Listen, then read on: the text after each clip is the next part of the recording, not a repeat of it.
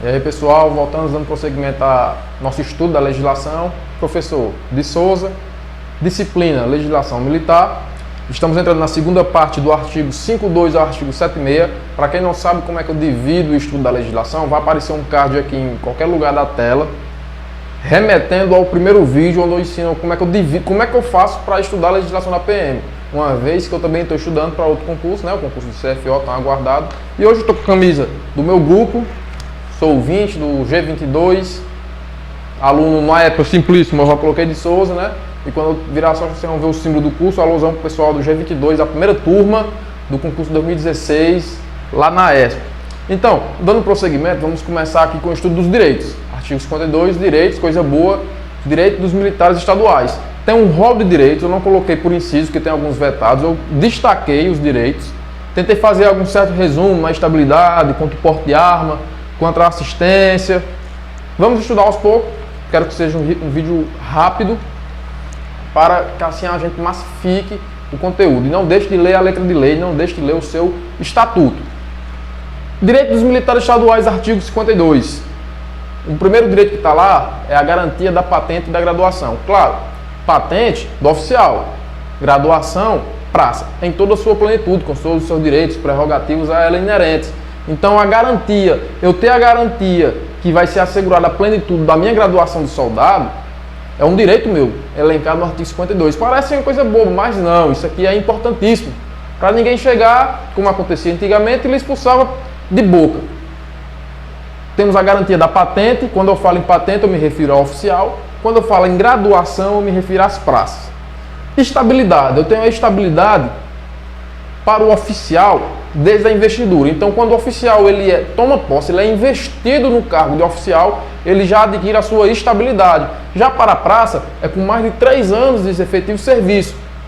E, logicamente, se é mais de 3 anos, tem que ser soldado, porque o soldado só deixa de ser soldado para ser cabo com 7 anos, no mínimo.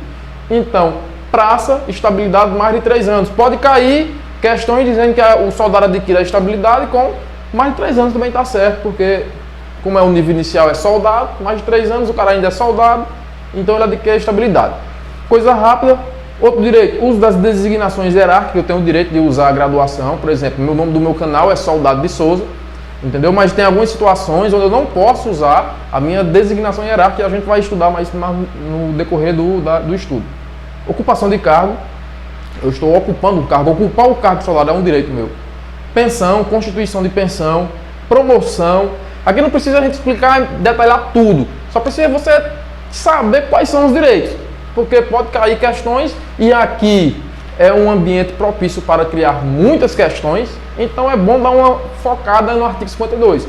Promoção é um direito do militar. Antigamente o cara passava 18, 16, 20 anos para sair cabo. Às vezes ia embora soldado, sem estar enrolado, porque alegava não ter vagas.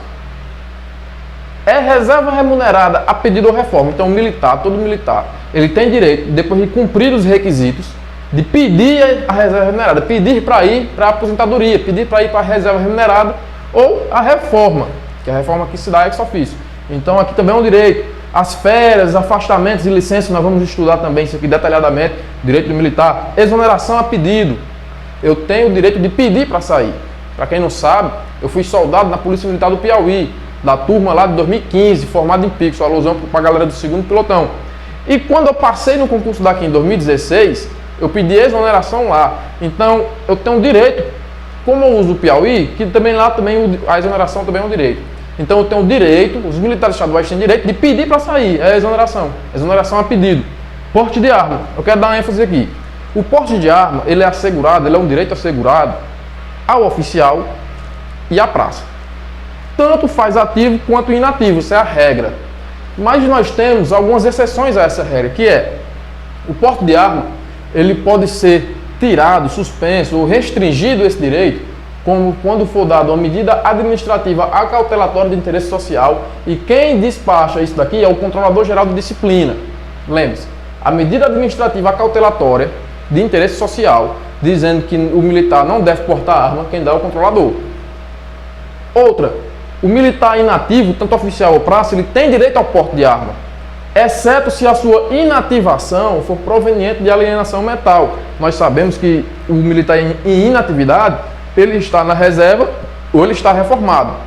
Se ele estiver reformado por alienação mental, logicamente ele não vai ter o porte de arma.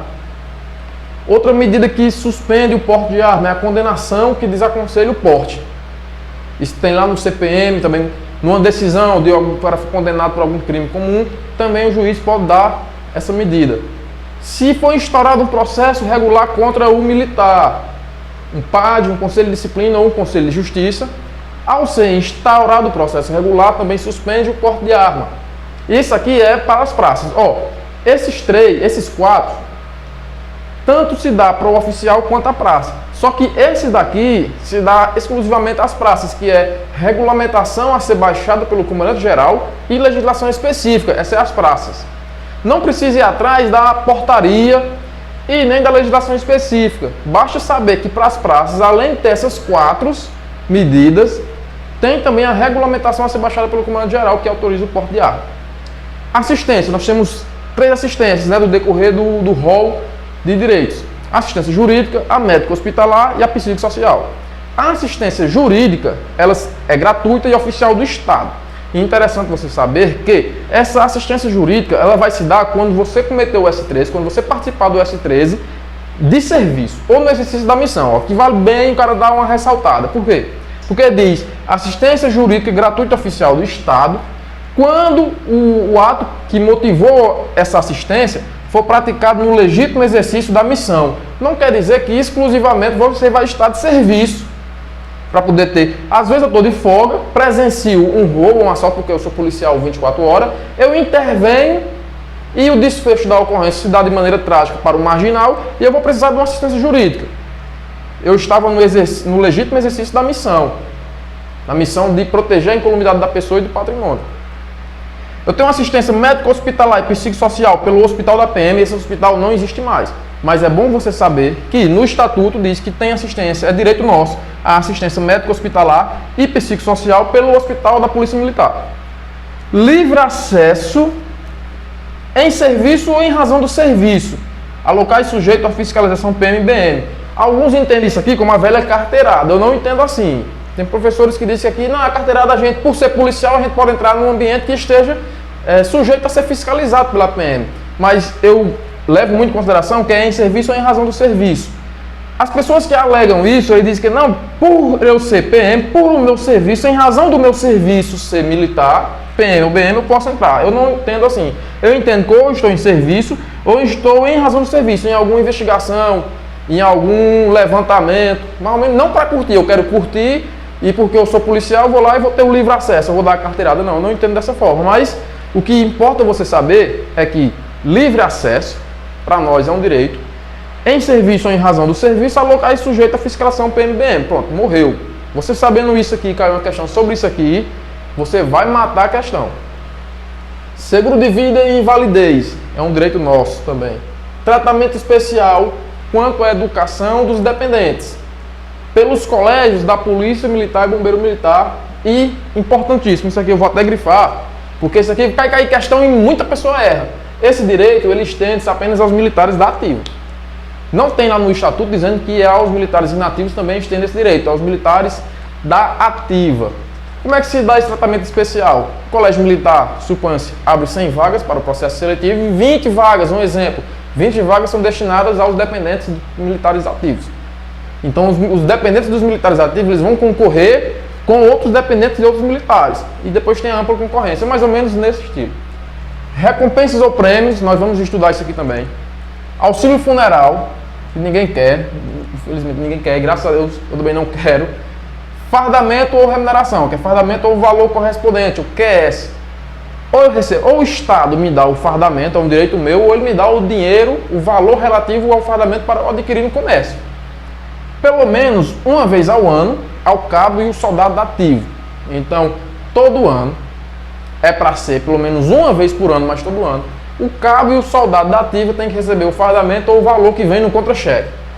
E em casos especiais, os demais militares. Que casos especiais são esses? Cite um exemplo. Um exemplo de caso especial é quando há mudança de farda, que aí todos os militares devem receber a farda do Estado. Está tendo muito bizu agora que a nossa farda, a atual azulzinha, né, a azulzinha e a japona, vai mudar para a farda verde. Então, se mudar, não só os cabos do salário da ativa, mas como todos os demais militares ativos irão receber a farda, da primeira vez de forma gratuita, né? Para os demais militares. Transporte é o valor correspondente, aqui é no caso de transferência para outro lugar, e eu peço a instalação, né, o trânsito, então eu tenho o direito ao transporte ou o valor correspondente aos gastos. 13º salário é um direito de todo trabalhador. Salário família, e em razão do número de dependentes, leve em conta a proporção do número de filhos ou dependentes até 14 anos. O que é interessante você saber aqui, se cair na questão, é a idade. Até 14 anos ou inválidos. Inválidos, logicamente, implicitamente, não tem limite de idade. Porque deve ser algum dependente ou algum filho que sofra de alguma moléstia, né? Moléstia grave. Então, foque aqui nos 14 anos e inválido. Acesso gratuito aos transportes rodoviários, coletivos, intermunicipais. Eu já usei muito esse direito. Quando diz intermunicipais, é dentro do estado do Ceará, passando por municípios, mas que não saia do estado. Eu estou aqui em Juazeiro, quero pegar um ônibus que vai para o Piauí. Eu não tenho esse direito. O meu direito é em pegar um ônibus em Juazeiro e até Campos Sales, que é dentro do Ceará. Então, acesso gratuito aos transportes rodoviários coletivos intermunicipais. Beleza, tem algumas observações a se fazer. Quem tem esse direito? Os militares da ativa. Tem que estar fardado e mediante a apresentação da identidade militar e ao máximo de 2 militares por serviço. Isso aqui é o que está escrito. Na prática, já vi militar em atividade conseguir a gratuidade. Como é que se dá isso aqui? A apresentação da identidade. Eu vou antes no guichê da empresa, apresento a identidade, pergunto se ainda tem vaga na gratuidade para os militares. Se tiver, ele emite para minha passagem, carimbado atrás, acesso para policial militar fardado. Só que hoje em dia ninguém viaja mais fardado, questão de segurança, né?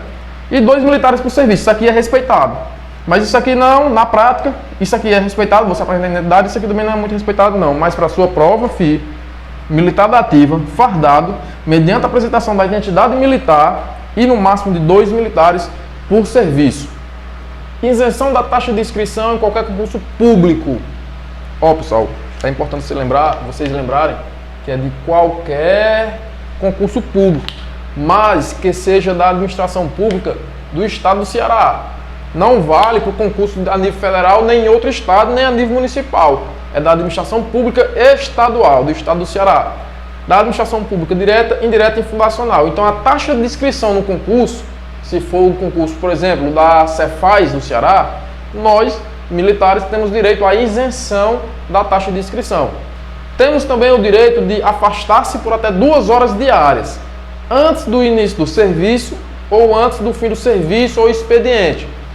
Por quê? Para acompanhar filho ou dependente legal que sofra de doença ou moléstia grave e irreversível.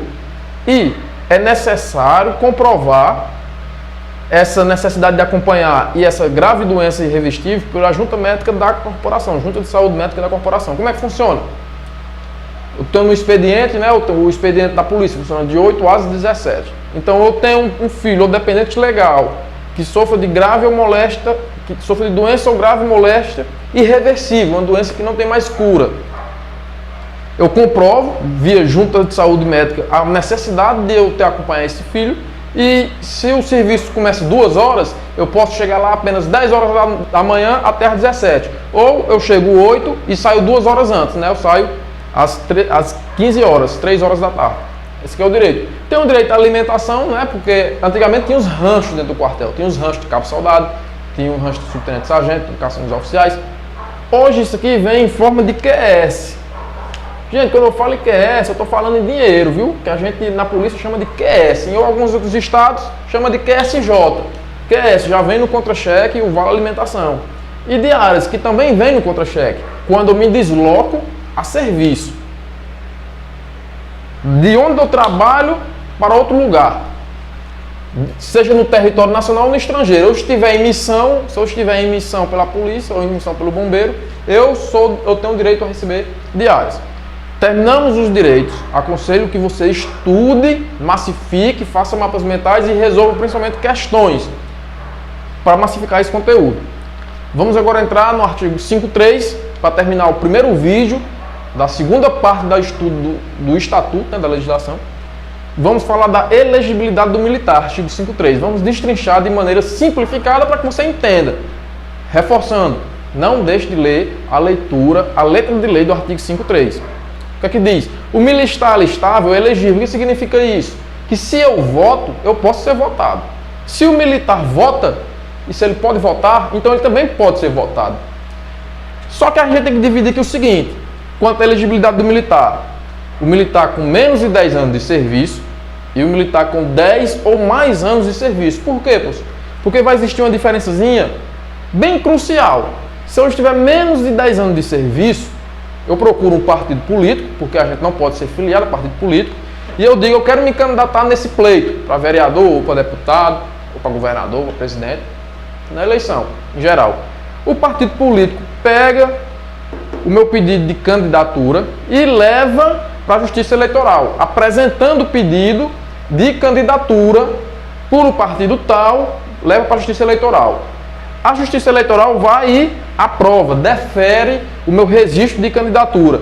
A partir do momento que defere, é aqui a diferença crucial para quem tem menos de 10 anos e para quem tem 10 anos ou mais. Por quê? Porque quando a Justiça defere o pedido de candidatura do militar que tem menos de 10 anos de serviço, ele afasta-se definitivamente da atividade militar estadual. Em outras palavras, ele está fora. Por quê? Ele afasta-se definitivamente e ainda leva um prejuízo que a gente chama de prejuízo dia PPP. Esse aqui é o macete, ó. Dia PPP. Porque o prejuízo dele é definitivo, não volta mais. Ele está afastado, ele vai ser afastado definitivamente das atividades militares estaduais. Então não volta, acabou, virou civil de novo. Afasta-se definitivamente.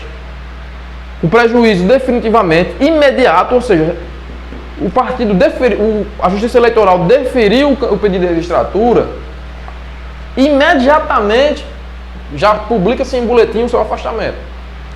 E automático. Por isso que eu digo, é automático, já vai logo no boletim, porque a Justiça Eleitoral remete, né? E você leva um prejuízo definitivo, imediato e automático do provimento do cargo. Então, o cargo que eu ocupava, eu não ocupo mais, eu perdi. A promoção, se eu estava prestes a ser promovido, ou seja, eu tenho 7 anos de polícia, eu ia ser promovido agora, no próximo mês. Então, eu fui e me candidatei. Com menos de 10 anos, lógico, eu perdi a promoção que estava para ser promovido. E eu perco a remuneração do QS, que no estatuto dá assim, prejuízo da percepção de remuneração. O meu salário corta, ou seja, eu volto a ser civil. O caso principal que a gente tem é o do soldado Noélio. O soldado Noélio, quando esse cidadão tinha menos de 10 anos de serviço, ele procurou um partido, demonstrou a vontade, o interesse de se candidatar. Quando o partido pegou o pedido dele, colocou no papel e levou para a Justiça Estadual, para a Justiça Eleitoral, me desculpe, a Justiça Eleitoral deferiu o pedido, o Noélio ele foi afastado definitivamente. Levou um prejuízo definitivo, imediato, automático do provimento do cargo, da promoção e do QS. Lembra-se que eu disse que aqui é o ponto crucial no registro de candidatura? Olha a diferença quando o militar tem 10 anos ou mais. O militar que tem 10 anos ou mais de serviço, que vai se candidatar, ele procura um partido político, certo? O partido político olha lá os dados, tal, assinatura, autorização, igualmente aqui, da candidatura, e leva e apresenta esse pedido de candidatura à Justiça Eleitoral. A Justiça Eleitoral vai e registra, defere, autoriza a candidatura do militar que tem mais de 10 anos. Ou seja, fez lá o registro de candidatura, registrou. No momento que registra a candidatura do militar que tem 10 anos, ele é agregado. Ele não é afastado definitivamente. Ele é agregado e a agregação a gente vai ver lá nas situações especiais, no final do estatuto, o que é a agregação, tem vários casos, mas o cara fica fora da escala de serviço, agregado é isso. Basicamente, não deixa de ser militar, é um militar ativo, mas fica fora da escala de serviço, não tira mais serviço.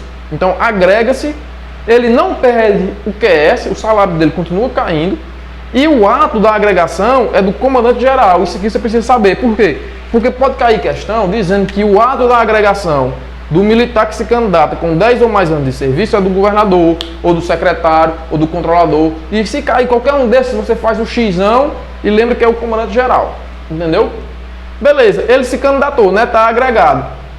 Se ele for eleito, e aquele já está agregado, ele permanece eleito ele permanece agregado até outubro, que que é a data da eleição. Se ele for eleito, ele continua agregado até a diplomação. A diplomação a gente sabe que ocorre no final do ano, ocorre em dezembro. Só para você entender o lapso temporal, entendeu? Então o militar com 10 ou mais anos de serviço se candidatou, assim que ele se registrou a candidatura, ele foi agregado.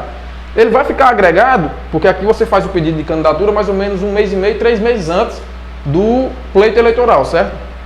Lá para junho, julho. Então ele fica agregado até o dia da eleição. Ele foi eleito?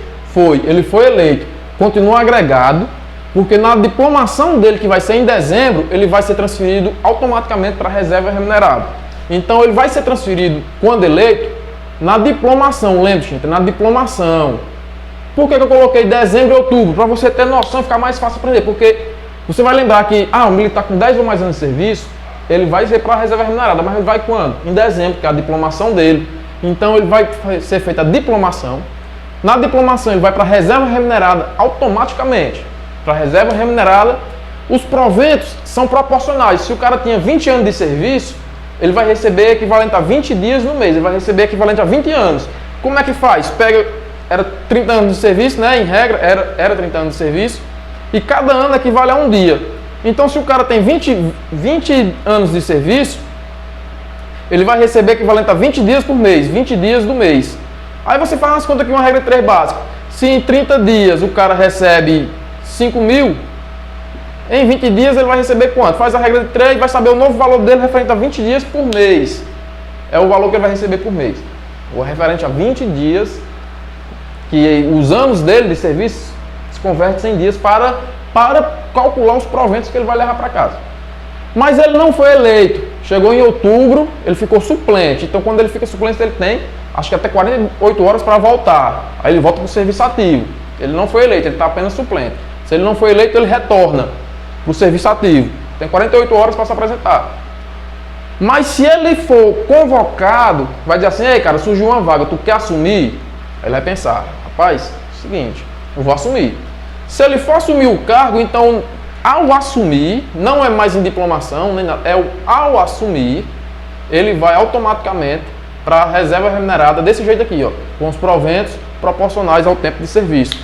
Essa aqui foi a primeira parte da nossa videoaula, da parte do artigo 52 ao artigo 76, para depois entrarmos na terceira parte do Estatuto. Novamente, quem não sabe como separar o estudo da legislação, vai aparecer um card, lembrando, remetendo a primeiro vídeo que eu publiquei, dizendo como é que eu separo o Estatuto. Desde já peço que nos sigam aí nas redes sociais. Questões, para ter o banco de questões que eu tenho, que eu estudo criando questões, me siga no Instagram, @MichelSimplice11, vou deixar aqui em algum lugar também, para ter acesso às questões. Valeu, pessoal!